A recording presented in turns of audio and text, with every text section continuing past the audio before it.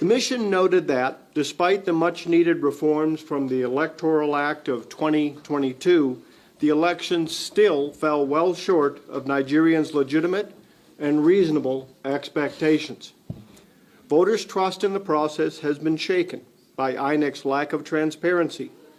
There were numerous missed opportunities to explain the cause and extent of Election Day challenges.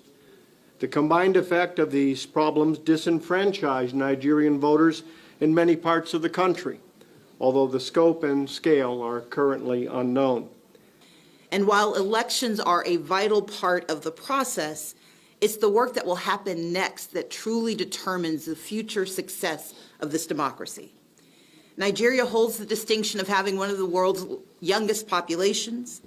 It has the largest democracy on the continent and one of the most populous democracies in the world.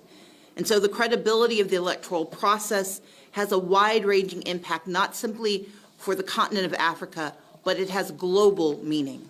End of the election process, so we're not in a position, we don't want to interfere in any way in the political process. Our methodology is very clear in this regard. We make our observations, we answer questions in these settings, and we stand over the findings that we have were able to put in the public domain in this fashion. But we won't interfere in the process. It's a matter entirely for the Nigerian authorities to determine the way forward. If there are challenges that we identify, it is down to the Nigerian authorities to make their decision about how they wish to proceed with those matters.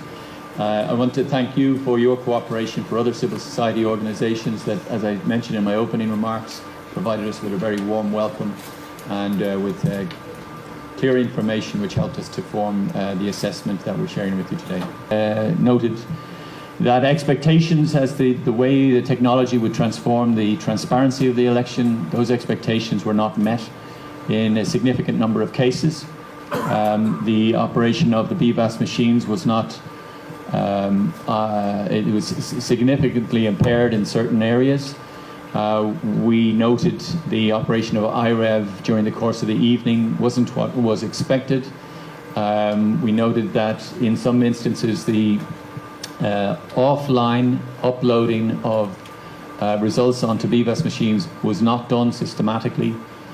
So there were other issues that we noted, and but we don't do them on a polling unit per polling unit basis. We simply did it across all of the observations that we obtained across the entire country.